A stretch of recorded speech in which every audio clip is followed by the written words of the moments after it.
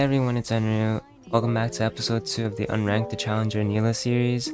I know it's been a long time, but we're finally back. I'll be putting the runes I use this game on the screen.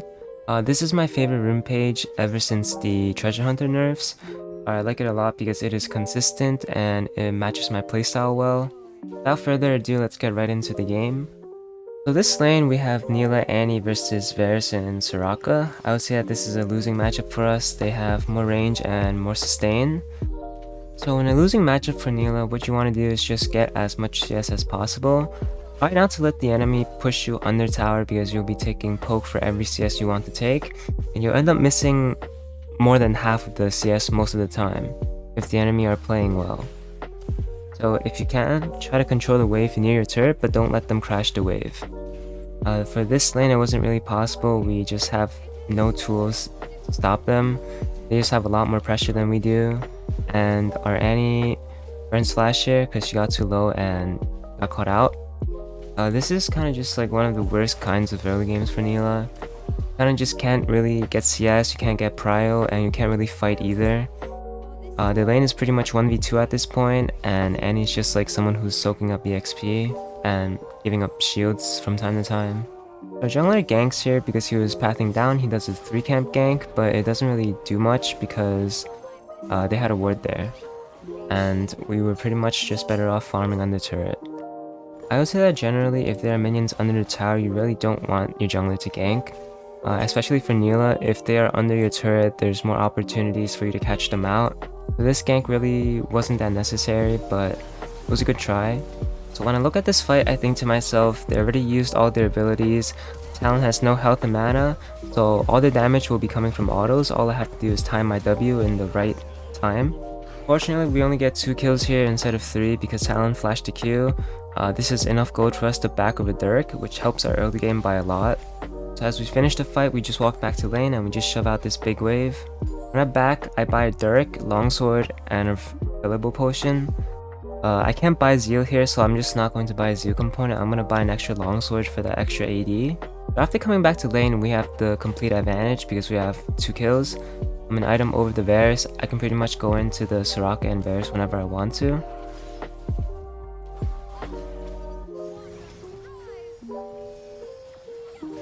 So here we get ganked.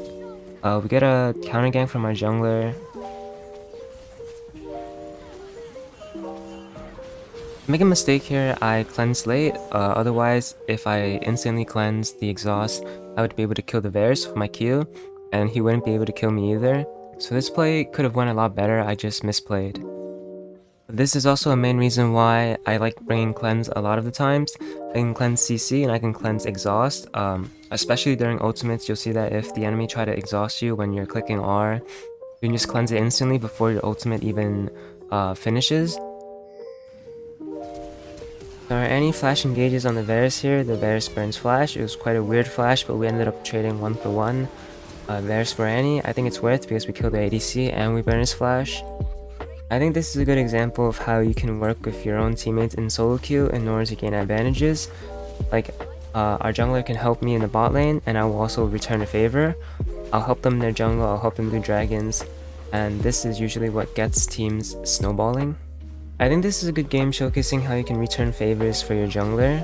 You can help your jungler do dragons, you can help them with invades, and if they get invaded, in return for them maybe giving you a gank or helping you shove a wave. But we got that double kill there because we already forced Varus to use his flash with our previous engage. So that's one example of taking advantage of the enemy's summoner spells.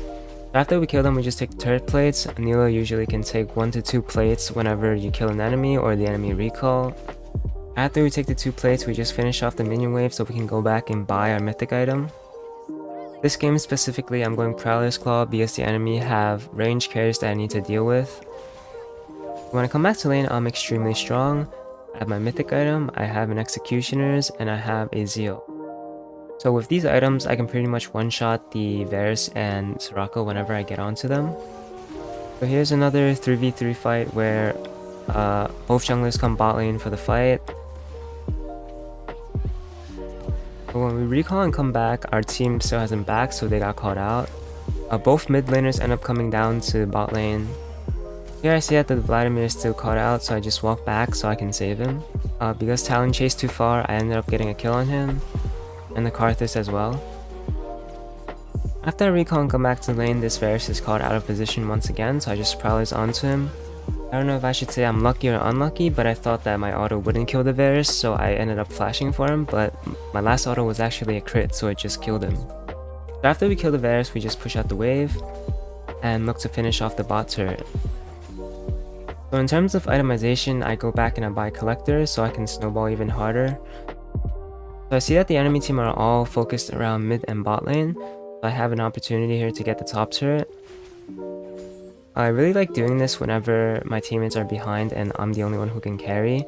I like split pushing and taking the inner and outer turrets for more gold.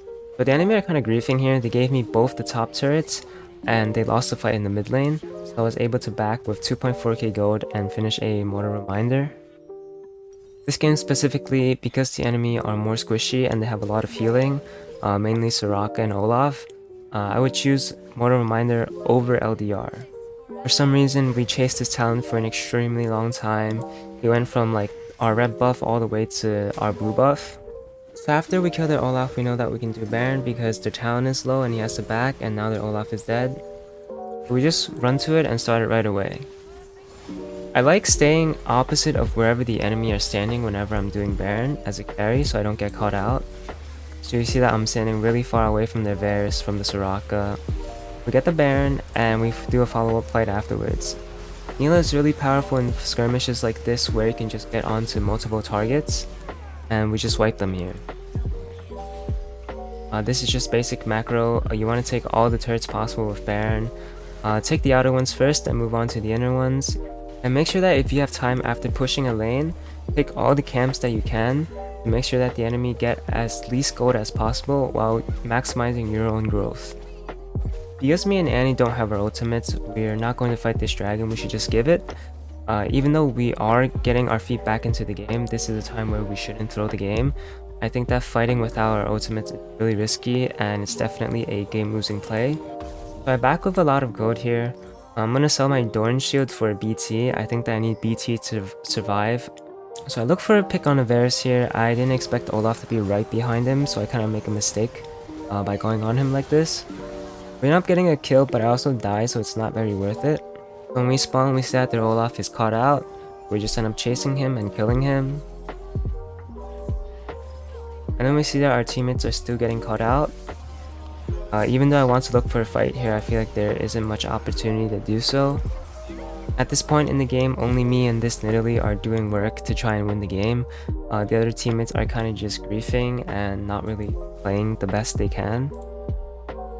So here with another mid lane push, this time I'm more cautious. I want to make sure that no one is behind this Varus, or at least Olaf isn't there for me to go in. I use Prowlers to get onto him and I ult, and I just one-shot him. The Karthus and Soraka comes, but at this point it doesn't matter anymore, I can kill the both of them. So I make sure to flash the Karthus Q there because if he hits that, he can just kill me with his ultimate. So this is very big for the game. When you're playing Nilah, you really want to make these plays that can get your team enough time to take objectives and turrets. But after we kill those three, we just start pushing. And I think that if we focus their base, we can actually end here. I think that we have enough time because Nilah is really good at taking turrets and inhibitors. So I just want to focus the turrets here, but our Annie does something really unnecessary and she flashes onto the Talon with R. But we kind of just forced to hit him.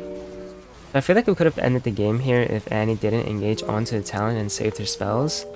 But I guess it's fine. When I respawn, I see that my team is fighting near Baron. By the time I get there, the fight is pretty much already lost. All my teammates are dying and I'm the only one alive. So I see the Olaf throw a Q here, so I know that he's in the bush. So I just 1v1 him and I collect him. I know that the enemy can't do Baron here, so I just move on to the Hextech Drake. I solo this, and because I'm already full build, I will go back to base and I'll just buy a red pot. Because I see the enemy are bot lane, I just go on to the Baron, and I know that I'm already 6 items, so there's no way I can't solo this Baron. Now that we are 6 items and we have Baron, All that's left is up to me to just make the right play and just kill all of them so we can just end the game. At this point, I'm kind of looking for an opportunity where all of them are clumping up so I can just prowlers onto one of them and just ult. But here, this Talon gives me the opportunity, so I go in on the Talon and Varus. And from there, we just win the game. Thank you for watching, and if you enjoyed the video, make sure to like and subscribe. If you have any questions, please ask them in the comments below. I try my best to respond to every single one, and I'll see you next time.